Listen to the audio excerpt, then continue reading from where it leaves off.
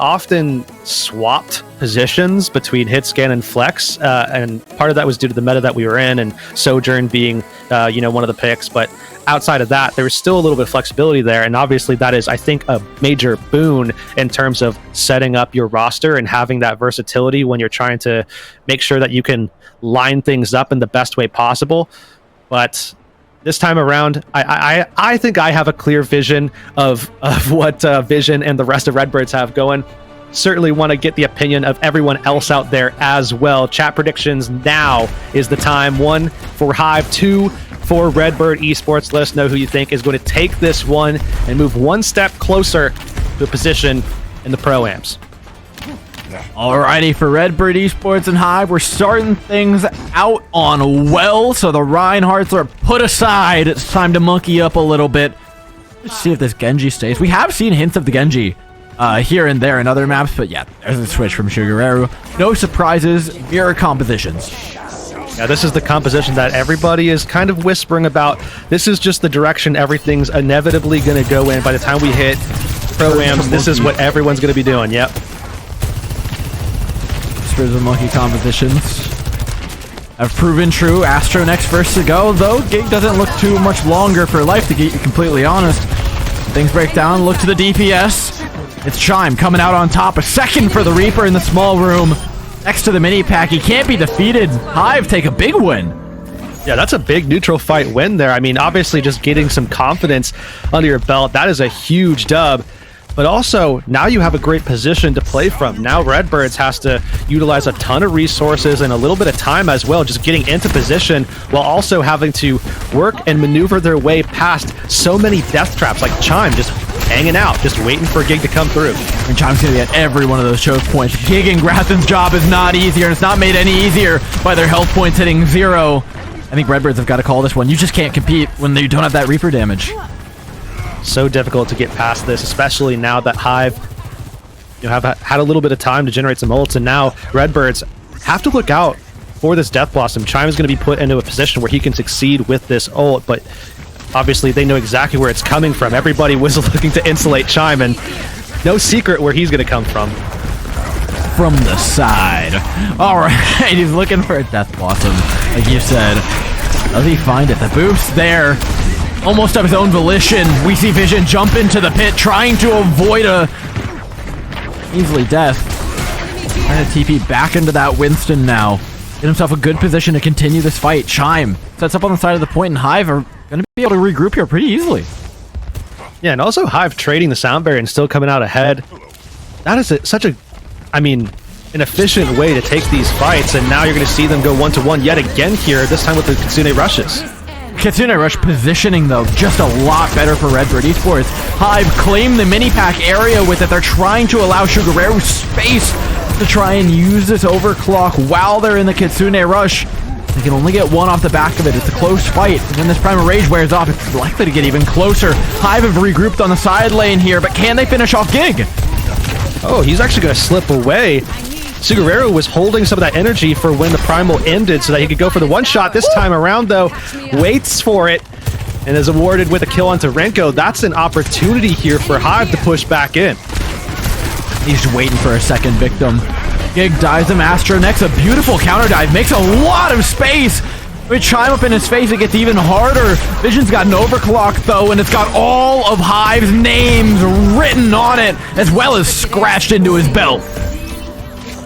Just like that, Hive pushed their way up to overtime, but yeah, with Redbirds taking control here, it's just a question of how long can they actually maintain this. I mean, you look at the economy here, and certainly it doesn't favor Redbirds to any degree. I mean, Hive have plenty of time to build up all of these resources until finally expending it with one single fight and trying to go for the flip. So Redbirds have to be very careful, and they have to be very smart about the way that they kite away from these threats. Plus Meta Gratham takes down Chime. It's going to be a monkey down as well. A quick win, a cheap one. That's exactly what you were asking for, Hurix. That's exactly what Redbirds has to do, and they have to do it probably 2 more times at minimum here, as Hive getting close to that critical mass, and when everything boils over, they will have a ton of stuff to throw at Redbird Esports. Going to be difficult, but Redbirds, they're a team that is capable of so much, and one of the things that's going to help them here is the reset from Gig. If they can last long enough to get Gig's ultimate online through Renko and Liar, oh man! It's gonna be tough. Kitsune rushes are out from both sides. The later sound barrier, just a little bit so, comes out from Bumblebee, aka Wicca. That's gonna sustain Hive that little bit longer to get Sugar with a space to pop this overclock. And you said it was only a matter of time before they hit critical mass and seems to have toppled over the likes of Redbird Esports. Map 1 goes to Hive. I feel like in that fight, maybe Sugaru was invisible somehow. I don't think anybody even looked He had that at cloak him. on, yeah. Yeah. He just walked around the side and...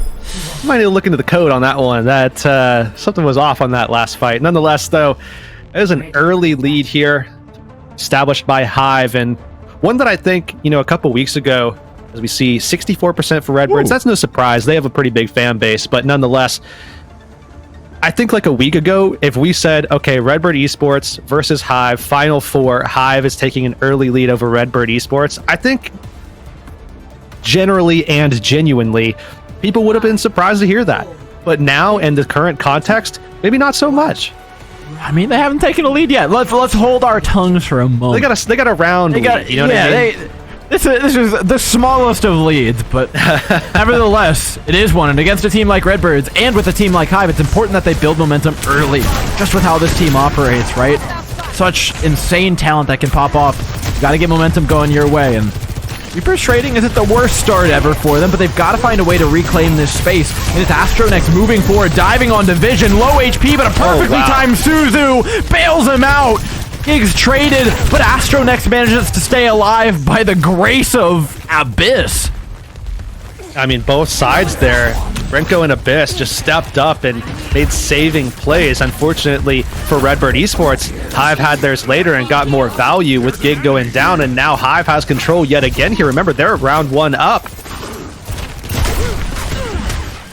Positioning early is close. Shuguro doesn't want to separate too far away from the team, otherwise Gig will dive him. It's Hive instead who move forward. Abyss gets a huge pick. I mean, I was telling you earlier when we look into the rosters for these teams, but the lethality that comes from this support line is not to be doubted.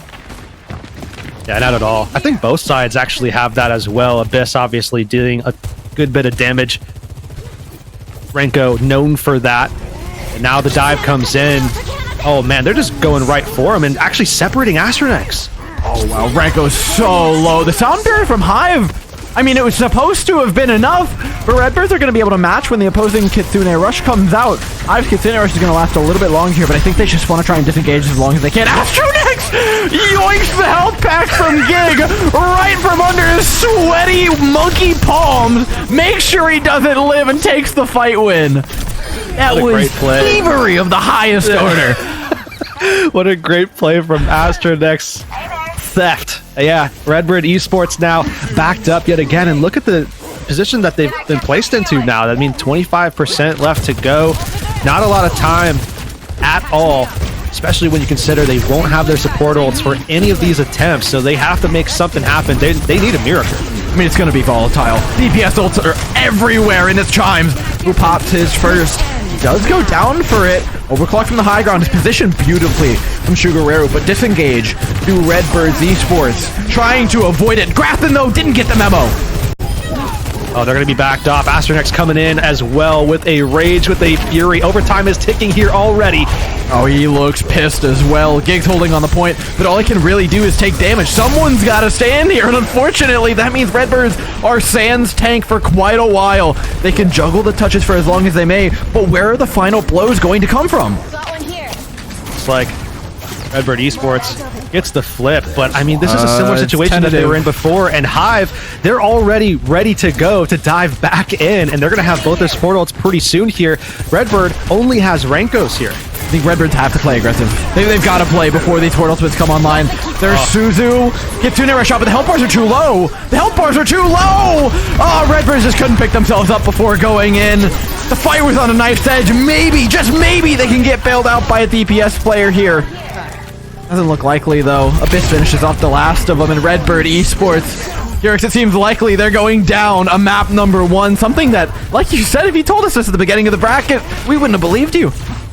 Yeah, and on top of that, I think there was a slight, I don't know if it was a misplay or something happened, like with the game, but Renko, I think, was trying to dive in and try to save the spin, and all of a sudden he just kind of had someone come in front of his face and wasn't able to teleport where he wanted to go. I just caught somebody else with a TP. It happens.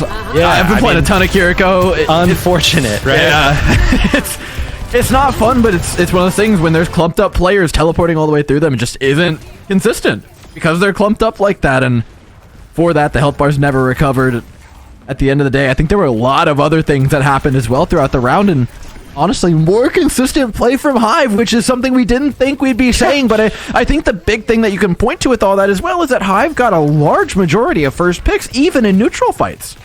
Yeah, I think very clearly some more consistent play from Hive, and just to reiterate the fact that that is a surprise, especially with what we know about Redbirds, and in particular, this is just, it has been a top-tier roster in NA for so very long, even with multiple changes, and I expect that they're going to bounce back here. I mean, that is just the case with them, and it is Control, so I think, you know, as is the Redbird tradition, if you take an L on Control, it's a Mickey Mouse map, and you move on, but it's going to be their map selection to see if they can get back into this match, but already, I think I'm really impressed with Hive.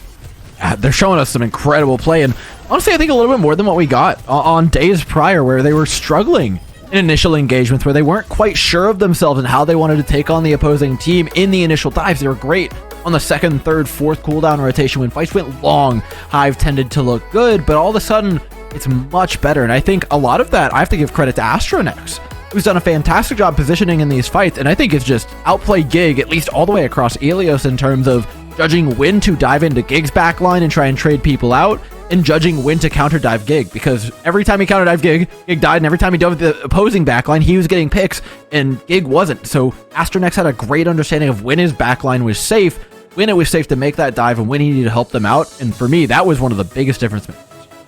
Yeah, absolutely. I think Hive definitely, it makes sense. It rhymes with dive. It makes sense that they're pretty solid in these dive compositions. I'm curious now if Redbirds just decides, okay, do we want to keep going down this pathway, or do we want to switch up either the way that we're taking some of these fights? Because the good news about playing these Winston compositions is that you can alter quite a bit, just based off of the way that you engage, how you use your Winston, the timing and the placement of your leaps, who's going to be taking flanks. There's so many different knobs that you can twist and turn and pull and everything, that there's a good chance that if Redbirds wants to keep playing some maps and playing this composition on those maps, that they can get back into this just by twisting things and figuring things out. Or they can decide, okay, let's just hard pivot and let's go ahead and move over to, say, like a Reinhardt composition, where we know Gig, with his playstyle and the way that he commands his team, very, very solid option for them, or rather, it should be a very solid option, as we have seen Hive do pretty well with that composition as well. Yeah, and I think that's one of the biggest strengths there for Redbirds, man. You talk about flexibility with teams. We've got a lot of pretty flexible teams actually out there right now who are doing a great job of playing the meta, but Redbirds are certainly up there. I mean, Gig has turned into a kind of jack-of-all-trades tank, something that years ago you would never in a million years have called him, but that's what he's becoming. As we head over to King's Row for our second map, I think that's going to prove very strong. As we've seen, King's Row being picked does not necessarily mean a Rhine mirror. Yeah, I think I think looking back, it's funny to think about Gig, who used to go by a different name, but when he was playing, it was just nothing but Rhine and Wrecking Ball. Well, now you have a meta where you see a little bit more of his Winston, but overall that Rhine has been kind of a focus for him throughout his career, as it has been for a lot of tanks, especially the tanks that have been around for quite some time. Obviously, we spent some time with Orisa, Winston, other picks and stuff for a good couple of years there, but it feels like Reinhardt is back in a big, big, big way right now, and I think players like Gig are going to be able to take up that mantle and really kind of run away with it. Unfortunately for them, Hive is a team that has, like I said, they've proven themselves on this composition, and if it goes that direction, I think they do quite well. And another thing to note here, Thor, I think that is going to add a little spice to the pot, a little bit of fun. It was stated that from Hive, they said, maybe you should rethink this map. I like that. I like that. That's spice against Redbirds, man. This is when this team gets cocky, They can overheat, that's for sure, but they're gonna play hot until they do. I wouldn't be doubting Redbirds on this map. Not just like, yes, Hive showed us some pretty strong Bastion play, because I do think it's one thing to say rush, but playing the rush with the Bastion brings a whole other set of mechanics into it, right? Getting the damage off quickly, this, that, and the other. Whether or not they go for that, though, and how they go for it is a completely different thing. Also, what Redbirds go is still a huge question for Hive. They're not 100% sure the Reinhardt's coming out, and it's not. Yeah, I mean, coming into this matchup, this is kind of what we were discussing a little bit. The fact that Redbirds, they could just as easily be a Reinhardt team as they could be a Winston team. And it seems like a lot of what they enjoy has been the Winston. And I think that certainly shows that they have been clearly following a lot of the Owl development through this meta. Right now in scrims, a lot of the Owl teams are playing compositions like this one, certainly a lot more than they're playing things like that Reinhardt rush. So that's why you see a little bit of a deviation here. I think Redbirds has that experience with those teams and feels like this is a great way forward. And on first point, this is a fantastic comp, even defensively. We'll see. I mean, it's being put to the test, right? This is what is the perceived comp versus a comp that we haven't really seen much of before. Like I said, this is not traditional rush. This comes with a much pointier spear at the end of it in Shugureru on the Bastion. Gig taking a fair bit of damage, and it's just wall himself off. Grathan stays a threat to Shugureru. Jin's forced away as well, but Grathan's the first one to fall eventually. Redbird's just become a little bit too disorganized. The players all spread out, running away like cockroaches from the light that is this Bastion, and they can't get away, Hirix. Yeah, there's no escaping, especially in this closed-off room here as well. Astronex's going to cleave things down. They're going to be able to take the objective. Only 1 minute is the cost by the time Hive actually complete this first objective, and now you can see Redbirds getting back together, and we get into a section of the map where it's all going to be about separation and isolation, flanking even from Shugureru, as you can see him getting into a nice spot here. We've seen this a couple of times before. Bastions getting into advanced positions can be extremely dangerous for a team that doesn't have the tools to dive. How deep is this team going to dive? There it is. The mine comes out. Gig in a lot of trouble. That play may not have resulted in a fight win, but it's going to result in some pretty significant card progress. Yeah, and as well, Redbirds are now forced to play off on a different angle, and they're diving in, trying to make the best of it. Dive out, Immortality Field in. Blizzard's going to be all right for peeling, but it doesn't really freeze anybody up. It doesn't actually catch anybody. Gig's in a little bit of trouble here, but he bails himself out. Now Redbird's trying to make their way forward. They will pick off the rest of Hive. Great way to pivot and take that fight away from Hive. From Redbird, again, just an explosive start. That's what Redbird needs to accomplish. They need to make sure that Astronex isn't kind of setting the tone, that Hive isn't pressing into them with speed, looking for that early kill. Instead, Redbird is hoping and praying that they can get a tempo advantage, that they can be the ones to dive into that backline and start pressing. I mean, it's going to be hard to win with a beat advantage for Hive and the Shatter being such a threat from Astronex. At any point here, it's just going to go. There's nothing to block it. The bubble came out from Gig so early, and that's one of the big threats, right? Normally the Winston could block the Shatter, but because Gig has to use that bubble to save himself from the Bastion, all of a sudden it's gone. Yeah, it's very difficult to answer that, and it's going to be, I mean, it's not going to stop, right? There's not going to be any change, so you see a little bit of a switch here from Redbird Esports. They need to make sure that that's not just a guaranteed fight winner, because in the cleave, in the brawl, Astronex on this Rhine is going to get so much damage out that he's going to have that Earth Shatter every other fight. So you have to be able to match this if you're not able to win these fights concisely. All right, we've seen this. You have to be careful. Yeah, you can't use it too early. If the other team gets to successfully engage on you, you're in trouble. But they don't. They walk into it. Grathan down. The Amplification Matrix placed. Remember, Redbird swapped their composition wholeheartedly, so the ultimates were somewhat lacking, but they still spent a sound barrier and an overclock on that fight. Yeah, they went wholesale on that comp. The only thing that's kind of a remnant of it is Grathan, who got, I mean, disappeared. He got literally disappeared in that last fight. Still has Death Blossom available, and they have the option of using this from the high ground, but even in this ranged poke, Chime is just dancing all over Vision on the Hanzo. Vision just swapped to the Hanzo. You know, the Vision third point Hanzo is a thing of myth, to say the least. Amplification Matrix out, Blizzard down, nobody gets frozen, and dip begins now. Vision for one, Vision for two, third point Vision buff is activated, Hirix. Yeah, it's either Vision on the Hanzo or it's Vision on the Sojourn, it's at some point he just goes ahead and says, all right, comms off, I'm taking over, it's time. And all of a sudden, he's just shooting people in the head. I don't know what it is about him, but Redbird Esports have really gotten so much value out of a player that prior to being on Redbird Esports, not many people had heard of, and yet here he is, again, in a different meta, doing much the same. Hard to access that high ground and get to the Hanzo as well, but oh dear God, a Death Blossom in the back line takes out one and has made the space to take out the rest. Vision with that angle on the high ground was just completely uncontested. The question is now, how do you deal with everything that's about to come? I think. Yeah, I mean, this is just a question of how long was he going to be able to hold on to that pick. It was just the Death Blossom and then swap angle, but I think a lot of this next fight, the reliance for a defense is going to fall onto Gig. He has to be able to defend against the pressure, but also has to be able to land an Earthshatter here, or I don't know if Redbirds have a good shot. Amplification Matrix makes it real hard off there. They've already been pushed back by the artillery. Oh, sick it! Amplification Matrix with an even better immortality field allows the shatter to come through. A dragon's picked up 3, make it 4! Vision on 3rd point! I cannot name a better combo!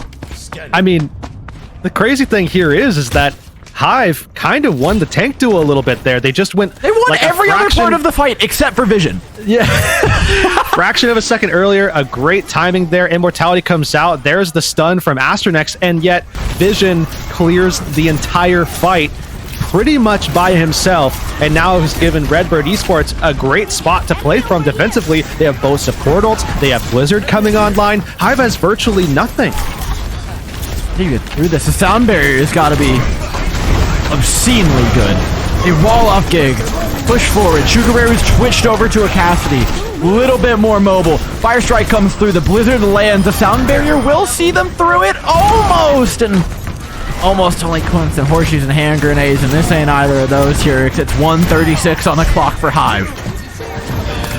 Not a lot of time here left. Hive were in such a great position coming into this stage, and it feels like every time we see this map, this is exactly what we get. We see a team just absolutely rampage, storm through point A and point B, get to this final section, and hit a brick wall. That has yet again happened here for Hive. We're getting close to that Blizzard, but you look at this flank here, and Vision up on this high ground. Once again, the Dragon Strike. We saw what he was able to do with it last time. I imagine... Oh man, Hive has to be able to be aware of this one this time.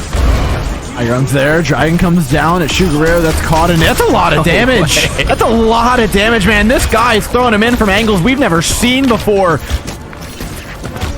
Comms are muted. Shots hard to not hear at this point, though, as they ring through the heads of Hive one by one.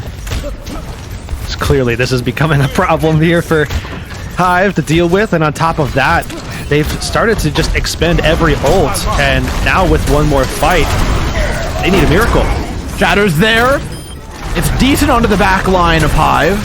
Really only Wicca going down. Need more than that. In the face of the Amplification Matrix, there's a lot of damage. Vision finds another. Abyss down. Astronex has no sustain. Redbird Esports think they've done it. I don't think there's another fight in this tank. Yeah, I don't think so at all. 10 seconds remain, but what are you going to have a Mei that is now dead try to get there? They've got the Lucio going in. Just not going to be able to make it. No one is touching this one. A second to go, and there it is. Hive only able to capture 2 points, but still got some decent distance into the final section of the map. Overall, though, what did we say? Vision? Yeah, it's just final Vision. Point? I mean, how many times do we need to see this before it starts to become a meme? Yeah, I'm starting to believe that Redbird Esports, they don't win maps in the first 2 points. They don't need to.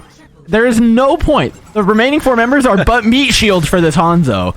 They got rolled the entire rest of the map, too. Hive were outplaying them in every way, shape, and form until that Hanzo was on the field, and you have to assume it's coming back out for their own attacking side. I mean, we should not deny Vision. Like, I feel like a lot of times we're like, okay, let's play meta, this, that, and the other. Let's put him on, like, a Sojourn or this or that. Stop! Stop! How many times does Vision have to prove it to you that you should just put him on a Hanzo regardless of the situation? And they've got him on... He better not roll out on this. I'm gonna mauled. Why not, though? Because if you've seen his Hanzo! Yeah, but the thing about Vision is that we've seen it from so many different picks. Why are we going to deny that he can't do it on something else? I mean, the first time we started seeing it was Sojourn.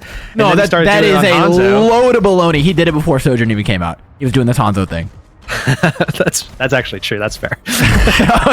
Okay, well then let me save the point then. Let's go back. And okay, he was doing it on Hanzo, and then he started doing it on Sojourn. So why deny him? But looks like at least for right now, he's going to be looking for that recon, see if he can find a pick. He's going to be swapping it though here as you see him fall back. That's going to be back over to, I imagine. Okay, they're actually going to keep it. It looks like they were talking about the swap, and he said, you know what? I'm going to stick to this. I was feeling it, and guess what? So were we. For good reason. And again, the Hanzo specifically plays so well into the Bastion. Oh my Just the ability to spam out, to have a threat even when the wheels are up. Bumblebee's down, you can't speed out. Hive, good is gone. Neither team have had, I mean, a .8 defense, period. It's so hard to defend against this because as soon as those walls come up, if you're not ready to kite that one out, save your tank, and be able to trade pressure evenly or exceedingly, then you're just going to lose that fight and lose the point with it. It's just such a tough thing to defend against. It requires a lot of ability to just be cohesive and time everything properly. Now, of course, pushing through this archway. This hasn't been the defensive lockout position that I think we all expected, even with Maze and Reinhardt's. Everybody seems to be just mauling through this one with momentum. Yeah, with momentum, the early ultimates that we've seen, because we've seen point A's be capped so quickly, I think that has a lot to do with it, to be completely honest. Redbird Esports have a big advantage here as they press forward. Vision's almost got the Dragon Strike on lock as well, and that's going to go through the entirety of Hive, and we've seen what kind of damage those can do. They're just waiting for him to get the ultimate up. They know it's the first one that's come online. And there it is, down the side lane, forcing Redbirds into their sight lines, but a shatter has flattened every player on Redbird Esports. There's simply no follow-up, though, from Hive. Astronex is holding his hands up, furious at somehow they could not follow up on a shatter that hit 4 players of Redbirds. And just like that, Redbird's going to clean up, nothing doing. I mean, so tilting as a Ryan player. Well, the big thing here is that Sugareru, I believe, was just killed instantly. Vision set up the Dragon Strike, caught him, and Sugareru couldn't get out. So, I mean, where was the follow-up realistically going to be able to come from, especially as Redbirds was able to go ahead and just make sure that they had just enough support, especially as they stood back up, to stabilize and turn that fight back around. They just didn't have that burst pressure. That's not. Now it's Vision in a great position. Ultimate's up for Redbirds. They're going to start out with a Blizzard from Hive. It can't get out. Quick fight win for them. Sugareru matches the Hanzo. That takes a lot of guts to do against Vision. Yeah, I think right here it's just going to be a little bit of a duel. I mean, we have seen Sugareru actually performing quite well into duels that, you know, I think a lot of people, just because of name recognition, would give to the opposition, but you can't do that. Not at this tier of play. I mean, the name doesn't mean anything. It's about the player and what they're capable of. And Sugareru has been proving himself throughout this qualifier so far. Now as Redbird steps up, you have to imagine, okay, if Hive want to take some time away, this is the best place to do it. There's a long rotation that needs to take place, and they're going to absolutely massacre. Oh, no, he's caught. Okay, with his pants down, no less. Oh, and you got sound barrier out of him. Oh, my God, it's Value City. It's a bargain center for Hive, and they're buying it all up. Redbird Esports went big for that fight, and it might have just been the one ultimate, but by God, was it important to everything overall. Yeah, such a great fight for Hive. I mean, are they doing this now? Oh, why not? I mean, why not? You have the advantage of the sound barrier, so you can force the brawl here. You're in a bit of a painful situation. Asterix needs to stay in the immortality field. I think the wall actually saved him at the end of the day. He didn't get the sound barrier! The sound barrier was basically just for Astronex, and he didn't get it. Oh, he got it. Did he? Did it? Yeah, they got it. Burn that quickly? Yeah. Wow. He was on 1 HP, got the sound barrier, and then disintegrated right after that. Yeah. That's insane, man. Redbirds are pumping out damage like you would not believe. I mean, when he has got 5 players just intently focused on the draining of his health pool, I guess makes a lot more sense when you think about it with that kind of context. 2 minutes here on the clock, though. Redbird Esports barreling towards point B. They're looking for a take here, but Hive has an option here to go for the contest, and I imagine that they will. In fact, it's a guarantee. Gotta watch out for Vision, though. It's a bit of a mean dragon, but it does just squeeze Hive into a side lane. We've seen some big shadows from Astronex and Gig thus far. So they have lined up for us now. Gig, aware of the shatter being there, gets the counter pin. Shatters up, Blizzard out. Gig in a bit of trouble. The Immortality Field focus down, and Astronex manages to just muscle out the tank fight with the help of his Mei. I think some really good walls came in there as well from Chime, 2 of them to be exact. One helped save Astronex's life and helped stabilize him. On top of that, we saw Grathen's wall come up, and that also just bought a little moment of reprieve for Astronex. Certainly Redbird wanted one of their own, but this helps Hive in such a big way because now, of course, you drain the clock, but on top of that, you also have a Dragon Strike of your own, and there's just, again, so much time wasted for Redbird Esports as they have to approach this point yet again here. I think a little early on this one. Oh, they're just going to run at the Hanzo? You can't do that. You got to turn. I think they know Vision's back there somewhere, right? Yeah, Redbirds are going to go for the flank, but remember, this flank is coming in 4v5. Here we go, the turnaround, the Hanzo, Vision being kept at arm's length, but they have to make sure they can test the cart, and it costs them Ice Block and a wall to do so. Now it's Redbirds swinging back with all of the Mei cooldowns available. That is a major advantage. None of them connect, but the Shatter does! Gig lays them on their backs as Redbirds cap a point B with an exclamation point. Fortunately for them, there's not much time left to send it into a C. I think Hive got a little bit too hungry, bloodthirsty for that Vision kill. Vision just baited them all out, got them twisted and turned around until finally Gig was able to just lay down the hammer. Now you look at this time bank, though, obviously not a great position to be in going into this point C, but they have momentum. They can see what they can accomplish with it now. Grathen, oh, This is what you got to make work, and they do exactly that. Can you contest this? You got to disengage, and it's anything but clean. Oh dear, Redbirds are gonna run this into a map win here. Oh, a little snuck kill onto Abyss. Chime can't even be there as well. So you have no one realistically that actually is going to be able to contest this and stall it out for an extended period of time. Redbird Esports very easily and cleanly able to clear this one out. An incredible show of managing momentum, moving all the way into point C, something that Hive were just completely unable to do in the face of Vision. But you do have to point to one person here as being the thing that tipped the scales here, Iggs. Yeah. And it's the man getting the play of the game. I mean, it reminds me of last year. There was a performance on this very same map from Tree where he was just absolutely clicking heads on the Hanzo and made a big pivotal shift for his team. And now it's like Vision is doing very much the same thing. And remember, the regard at which everybody talks about Tree, and rightfully so, I think Vision's starting to get close to that level of, okay, this is a player that we not only need to consider being, you know, a really solid player, versatile and all that, but potentially one of those players where it's like, okay, it might be a crime if he's not given an opportunity pretty soon. Yeah, you start to wonder why it hasn't gone Vision. Like, I think a lot of time we haven't really thought of him as that generalist, as the DPS player so much as the Hanzo player, but I think he has shown the flexibility in recent time, and the fact that his Hanzo can do this is now just becoming an extremely nice little bonus package. It's funny when you frame it like that, because it's true. I mean, it is probably one of the greatest picks that he has on offer, and yet it is not the only thing that he has on offer. It's certainly not at that level as well. I mean, you talk about his Sojourn probably in the same light as well. So this is a player that I'm really excited about, looking to see more of it. We're going to have an opportunity to see quite a bit more of it as well after this break. When we come back, it's going to be map number 3.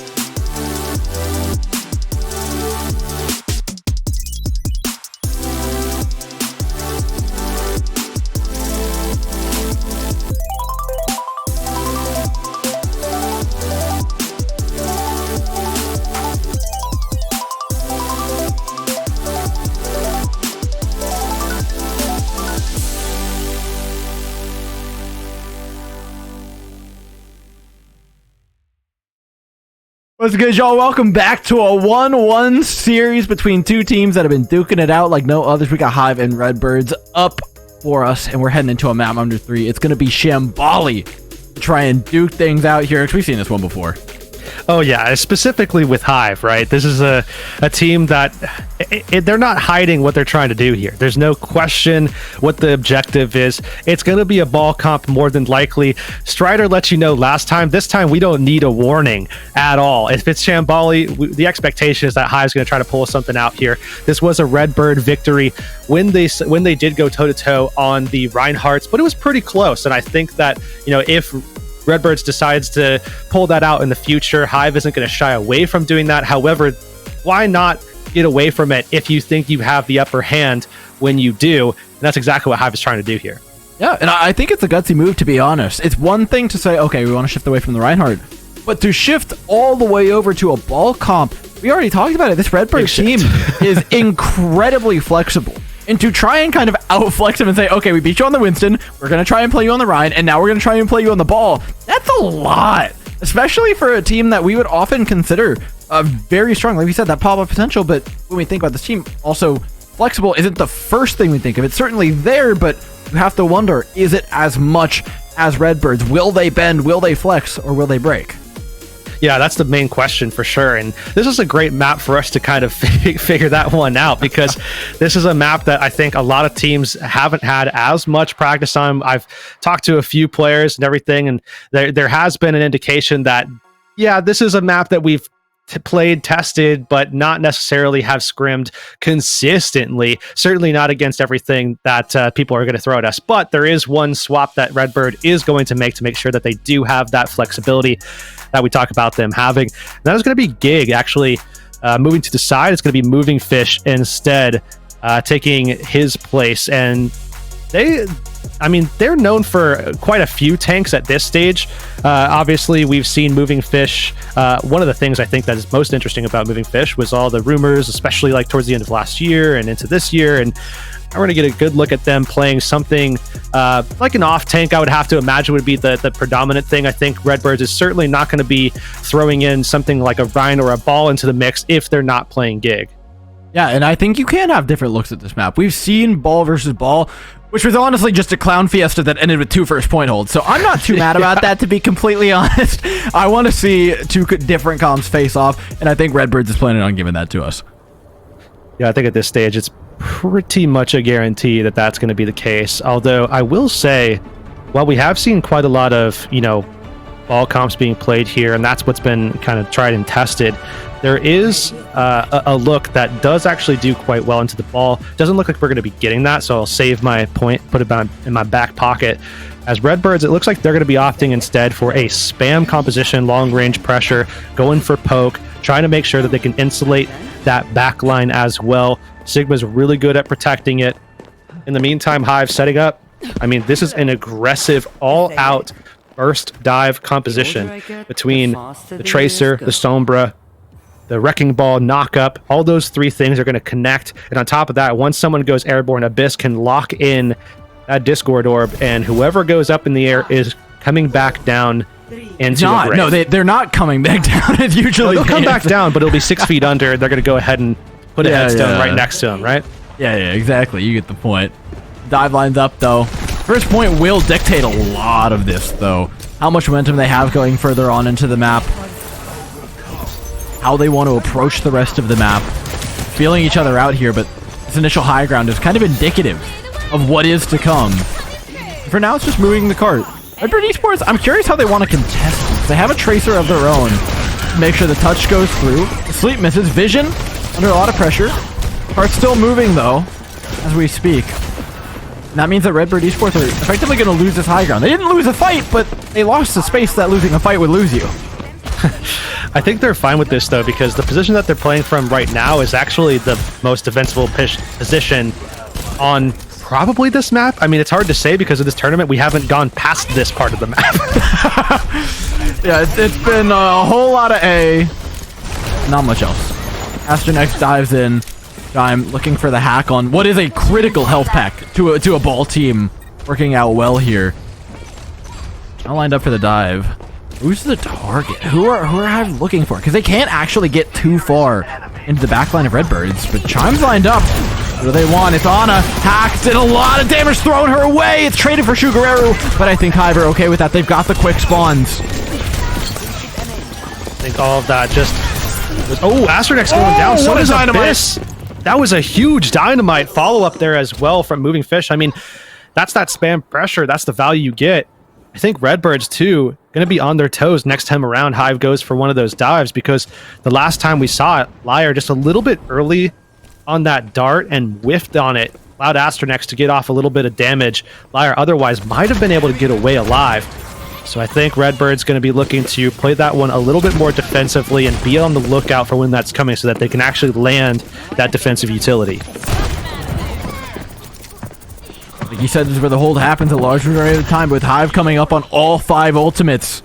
Can Redbirds put a stop to it? There's a few defensive tools here. Between the Nano Boost, the Transcendence, and the Gravitic Flux. A lot of ways to stop a dive from coming in. Hive have a suspicious amount of sustain to try and work with here. And as the pressure is applied onto Moving Fish, it's Astronex who falls first before the ultimates even hit. Well, Nano Boost at the ready, but I just don't think that they're going to need it at all. Grafton's doing some work on this flank, really applying that pressure to the other side and forcing all of these dive characters completely out. They're the ones on notice now, and the Transcendence. Oh no. We are cooking up something foul. Let me tell you what. Here comes an EMP to try and follow it up, but the Transcendence still available here for Renko, which is really the trump card of it all. They managed to pick off Vision, and they throw mines down in a very dangerous space. Moving Fish fears for his life, but got a huge heal off, and means Redbirds stay alive. They only invested 2 ultimates into that fight. That is wild, Herix. That is insane, especially when it seems like their backs were against the wall figuratively and also literally with Moving Fish quite literally backed into a corner. Like, that was Hive's all in. Yeah, I mean, that 30 seconds time. left. You're talking about dealing with the ball. You don't have anything to protect against the ball, nothing to take it out. So you have to respect its angle. And also Vision can hyper-focus a target now with that new bob change. Moving Fish can lift them off of the payload completely. Oh, so much to deal with. You need a big first pick, a perfect dive, if you will, and that's anything but it. Vision picks off Astronex, 13 seconds left, and yeah, Hive wrote their own name in the death note in the last fight when they gave up everything to try and pull back a fight that was already gone. Just like that, Abyss falls to the wayside as well. Shugareru unable to go for the touch, and certainly Ball isn't going to be making it. Just not that quick. Didn't even need Vision's ult, by the way. 4 minutes without the necessity. Yeah, true. Somehow they've gone the entire time without them. An impressive hold, to say the least, but I think it puts into context just how dangerous Shambali can really be. It's one slip-up in terms of ultimates, one overcommitment in a moment of pressure, and it's all over. I'm starting to wonder, you know, if I was on Redbirds, and I like to kind of act this way. I'd like to act up a little bit. So if I was Redbirds, I'd be in the chat right now. Hey, maybe you guys should have rethought Shambali. Ooh, you know what I mean? Yeah. Why not? Throw that in. I like some spice. I like some BM. I need more BM in esports. That's my hot take. I love it when these teams get spicy. And you know what? I think we're gonna get it. If they win this map after they've been tested twice now by Hive, it will have been a statement to say the least. Hive have tried to test them in terms of flexibility with this pick, and I just don't think Redbird is a team you like challenging in that regard. Especially given the fact that Redbird just is playing so well against its ball composition. I think that is kind of like the ace in the hole for a team like Hive. Even Trick Room has that up their sleeve as well. But Redbirds, they've seen it all, I feel like. I mean, obviously these players come from a long line of experience, and they've played against this type of composition. Grafton also has a wealth of knowledge about how to deal with ball compositions coming from EMEA. So dealing with is certainly going to be, I think, a boon in their favor, and they did quite well against it. Now they're going to be looking to figure out a way to attack through it. This is not the first time we've seen a first point hold happen on this map, and it may not be the last unless Redbird can find a way through. Initial dive looks pretty successful. Again, a lot of Hive's value isn't just going to come from that high ground where we saw Redbird's hold, but stalling this card up to begin with.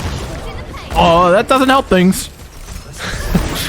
Yeah, not at all. Shugareru going down means they have no flank control, means they don't have that pressure that they need off of the dive. So Astronex really is just buying time at this stage, can't do anything more. Chime and Astro just not really enough to solidify a kill onto the back line without the Tracer in tow. Redbird's already moving quite well and also getting great vision from Vision. Like that? I always think Vision's overused. No, you're good. You're good. Okay, that's your one for the day. Okay, fair enough. Redbird's now at victory in sight. Hive try for a dive, but with only 2 players in tow, it's not particularly lethal. Redbird Esports continue forward, and it shows no signs of stopping here. They need to find a pick early, and Hive have gotten picked. Astronex and Sugar will go for the dive, but the Sombra's late to the party. Redbird Esports storm through Shambali. And dare I say it, they made that look easy here. Yeah, murdered them. Murdered them on their comfort map. Oh no. That is one that Hive would likely enjoy forgetting. But Redbirds, they move forward and take the lead now, actually, for the first time in the series. 2-1 is the scoreline right now. Redbirds just handily dealt with that ball composition. It just felt like, while we did see this one connection here that you're seeing on the replay package, outside of that, it was just almost impossible for those 3 players from Hive to just get off that spike damage and really dive in and have a solid concerted effort and take a player out. I mean, it was, I don't know if we really even saw it outside of that one opportunity. I mean, I think we have to give a ton of credit to Grathen, Moving Fish, and Ranko in particular.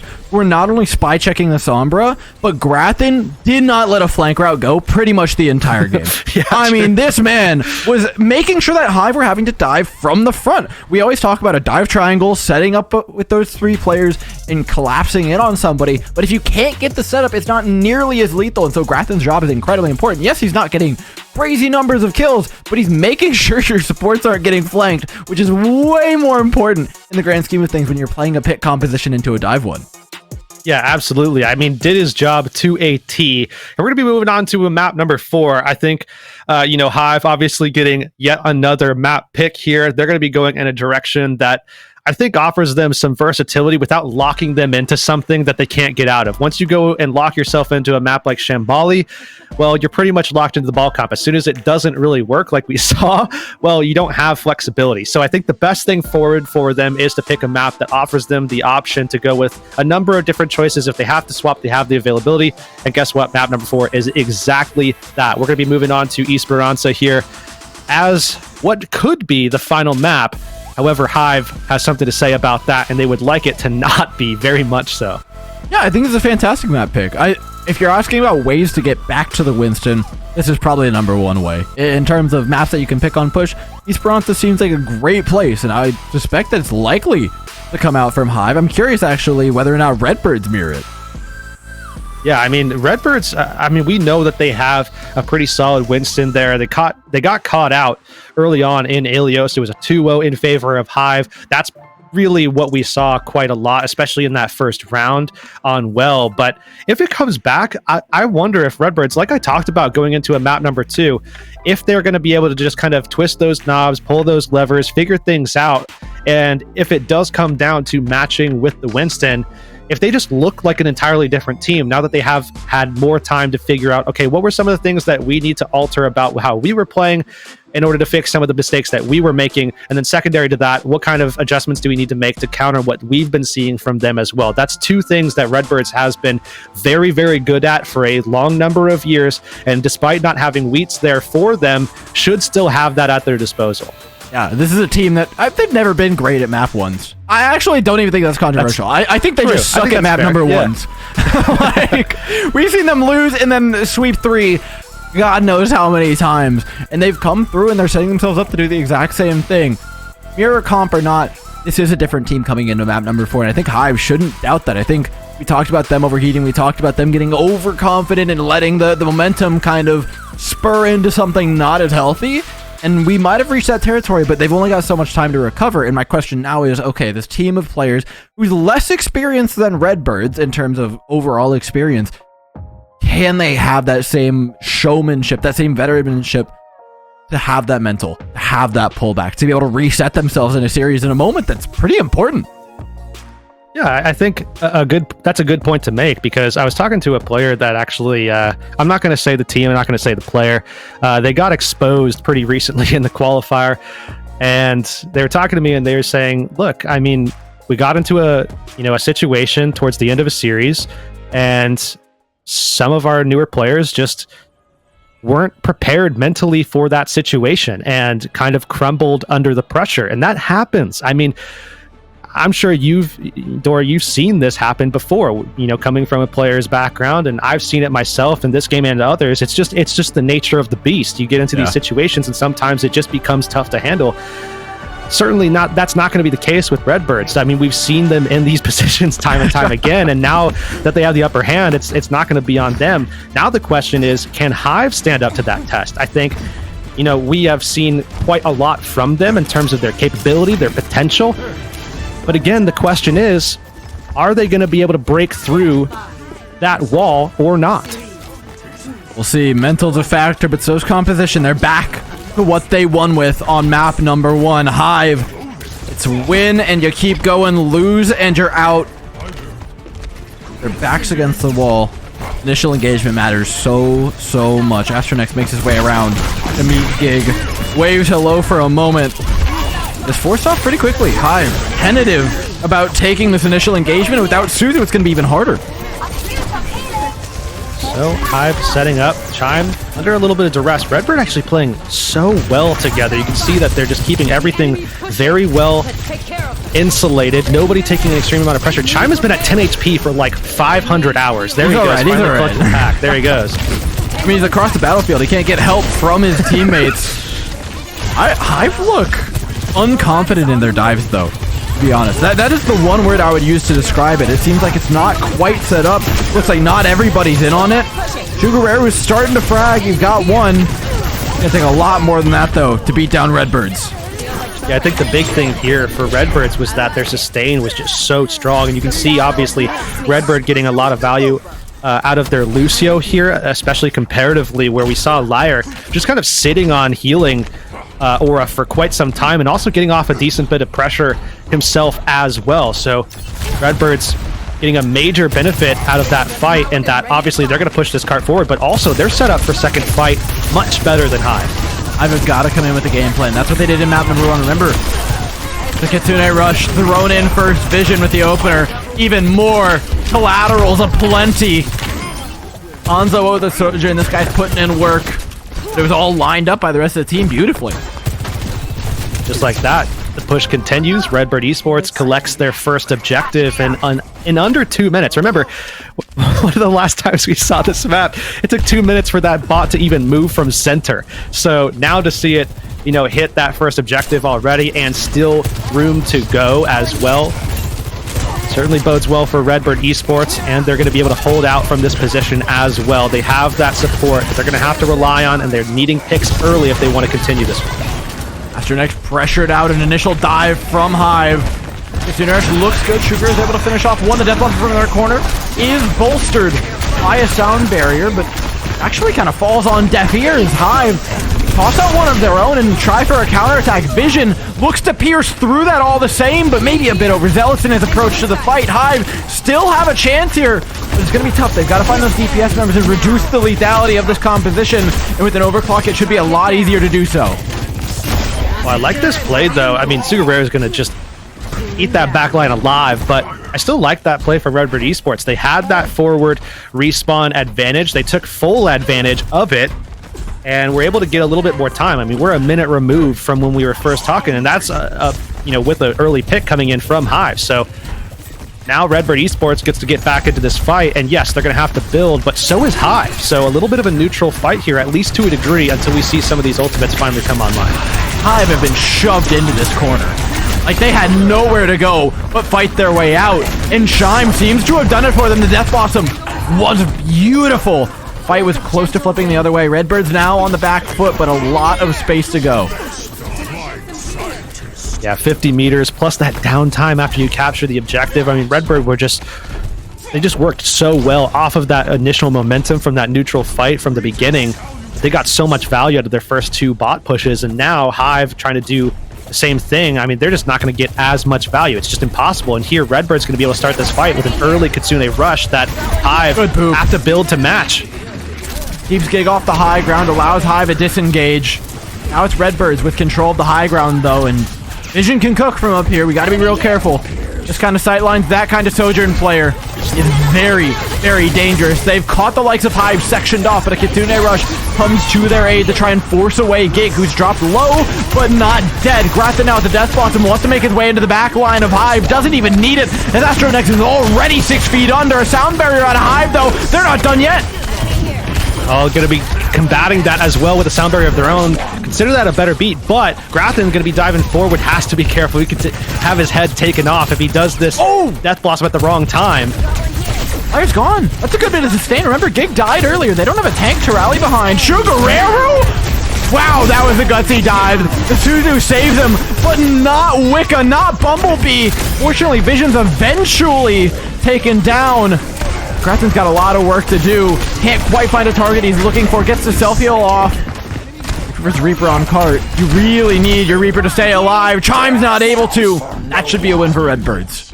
Oh, big time. Redbird's going to be able to extend this lead more than likely here, as well as Chime's going to be a little bit late to the party.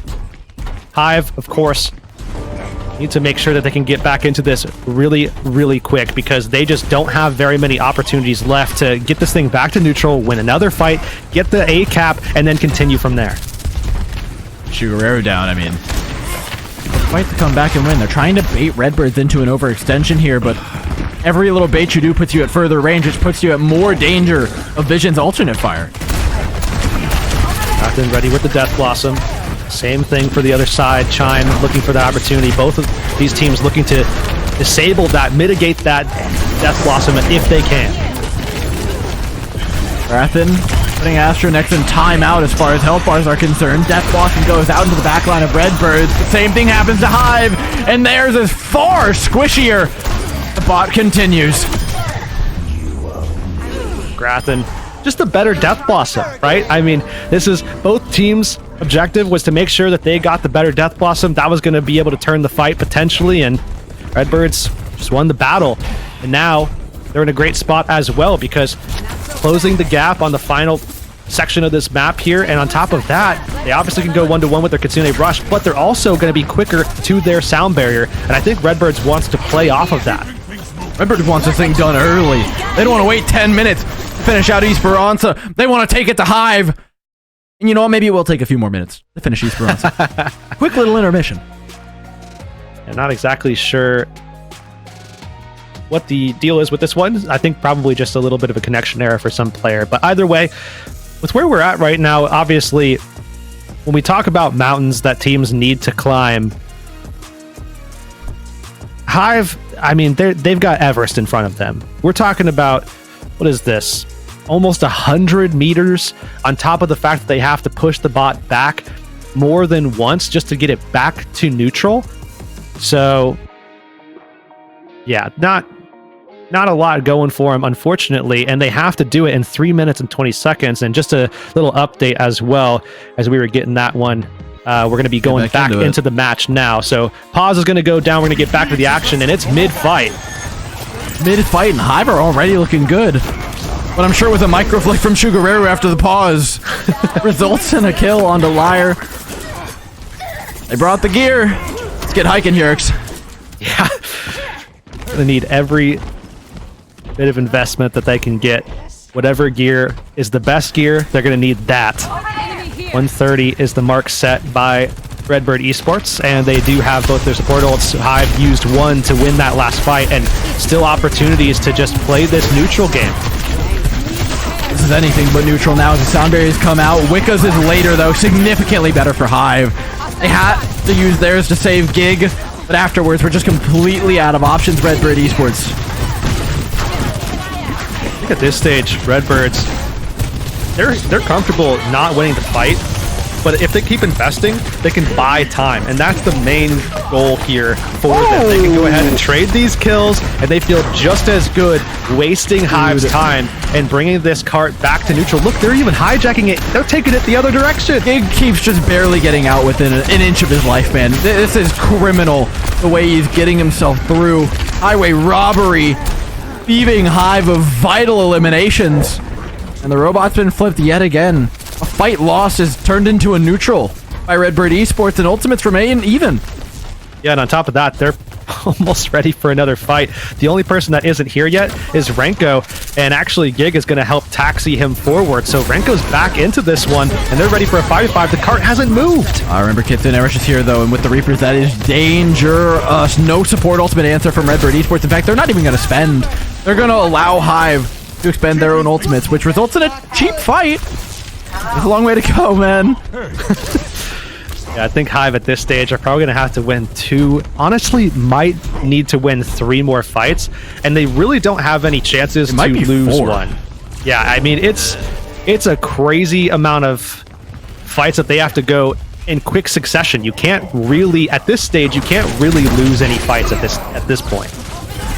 That doesn't bode well for them. There's a minute left on the clock. They're trying desperately to disengage. We've seen them try to disengage from Redbirds before, and it has failed miserably. They've been picked off one by one and allowed time banks to fly out of their pockets. In moments like this, you have to be so careful. Redbirds could overheat as well, and aren't usually as prone to it, but with Hive in their face and with the Death Blossom being threatened, it is dangerous. Chu Guerrero's got Grathan on the ropes and is taking him down. It is not often you see Redbirds overextend. I'm going to be that negative Nancy again, though. You're going to call me out for this one later, probably. But the thing is that Redbirds isn't spending anything. They're getting picks and they're getting value, but they're not actually using ults. Hive did, though, and now Redbirds can return fire. Oh, Grathan's just doing it different, man. The Death Blossom on the Chime. At her 16 seconds, I don't think you can get back even with this composition. The speed's just not there. Well, they do have those front spawns, and it looks like, oh, Vision's going to go for one. Not going to find it, though, so he's going to get out. And I think they're going to go for the touch. Can't they can't make it. Oh, it's so painfully close here. Redbird Esports take it 3-1. Just like we said, you can't lose a single fight. One single fight, and it's gone. Your ability to touch goes away. Even with those front spawns, it's not close enough. And the 129 meters that Redbirds was able to get there, just clearly an insurmountable thing to get past. And ultimately, like we talked about, just getting those early picks, I mean, Vision, I mean, who else? Getting those picks and forcing Hive to use resources that they really needed to be able to go 1-to-1 with Redbirds and just kind of even their odds. I mean, Hive just didn't have the economy when things really got down to the wire. Redbirds had all 5 ults ready to go. And I think this also kind of just shows you what inexperience can do to a team. Like, obviously Hive has the ability to become something really incredible, and they've got the makings of a great team there. But look at how they rolled out on the last map. Even just the first fights, if you compare the first map to this last one, completely different. They're put on the back foot instantly. It seemed like they didn't quite have a game plan going in, who they wanted to dive, what position. It wasn't as coordinated. They were forced to back off. It gave Redbirds a good position that they managed to transfer into an entire map being won. And that's the mental kind of game that Redbirds and Hive have been playing this entire time, and one that Redbirds never lose. Yeah, just like we talked about before, the fact that we've just seen Redbirds in this position so many times. We go down 1-0, or rather 0-1, and we start to think, okay, what's going on with Redbirds? What's happening? Nothing. Literally nothing. They lost the first map. It's whatever. We move on, and they take 3 maps in a row. That's just, it's something that happens so often. I don't know if it's a case where we just have the sample size to warrant being able to say that it does happen, or if it is indeed a thing. I don't know, but either way, Redbirds get the win, and one that I think they at least expected going into this. Yeah, I'm sure we'll hear all about it. There's been plenty of time for us to talk about them going down one map and how often it happens. We should just talk to them, see what they think. We've got an interview coming up just after the break.